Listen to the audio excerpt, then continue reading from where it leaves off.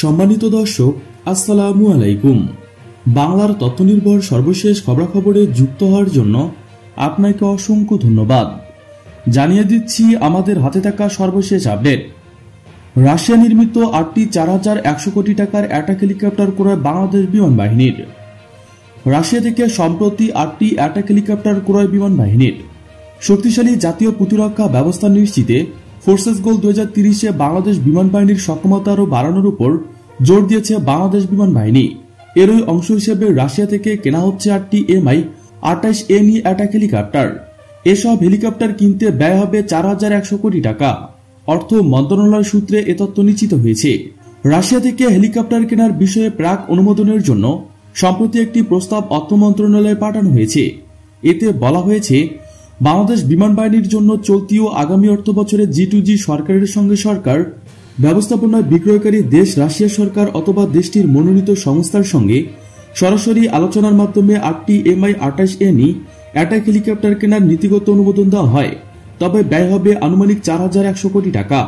প্রস্তাবে বলা হয়েছে, প্রতিটি 4 কোটি 35 লাখ ইউরো হিসেবে 8টি হেলিকপ্টার কেনার ব্যয় হবে 34 কোটি 80 লাখ ইউরো অর্থাৎ 3376 কোটি 60 লক্ষ টাকা। এছাড়া হেলিকপ্টার পরিচালনা ও রক্ষণাবেক্ষণে বৈদেশিক ও স্থায়ী প্রশিক্ষণ, বিমা, ভ্যাট, এজেন্সি কমিশন ও অন্যান্য ব্যয় বাবদ বাকি অর্থ খরচ হবে। হেলিকপ্টার কেনায় রাশিয়া সরকার অথবা রাশিয়া সরকারের মনোনীত সংস্থার সঙ্গে সরাসরি আলোচনার জন্য সশস্ত্র বাহিনীর ক্রয় নীতিমালা অনুযায়ী বিমান সদরের একজন এয়ার ভাইস মার্শালের সভাপতিত্বে 12 সদস্যের একটি যৌথ কমিটি গঠন করা হয়। কমিটিতে সদস্য হিসেবে রয়েছেন প্রধানমন্ত্রীর কার্যালয়, প্রতিরক্ষা মন্ত্রণালয়, অর্থ বিভাগ, অর্থনৈতিক সম্পর্ক বিভাগ, পররাষ্ট্র মন্ত্রণালয়, আইন মন্ত্রণালয়, জাতীয় রাজস্ব বোর্ড, সশস্ত্র বাহিনী বিভাগ, SFCDP ও বিমান সদরের 2 জন প্রতিনিধি। হেলিকপ্টার কেনায় কমিটি খসড়া চুক্তি নিরসন, প্রস্তুতকারী দেশের প্রতিনিধির সঙ্গে আলোচনা ও চূড়ান্তকরণের ক্ষেত্রে G2G পদ্ধতিতে কোনো বিদেশি সরকার বা অন্য দেশের সরকারি প্রতিষ্ঠান থেকে তাদের প্রস্তাবিত দ্রব্য কিংবা সেবা কেনা সীমিত কিনা তা যাচাই করবেন। বিক্রয়কারী দেশের প্রতিনিধিদের সঙ্গে আলোচনার মাধ্যমে খসড়া চুক্তি সম্পূর্ণ করা হয়। প্রস্তুতকৃত খসড়া চুক্তি নিরসন এবং প্রয়োজনীয় সংশোধনও চূড়ান্ত করা হবে। অর্থ পরিশোধের শর্তসহ ক্রয় সংক্রান্ত অন্যান্য বিষয়ে কমিটি চূড়ান্ত করবেন।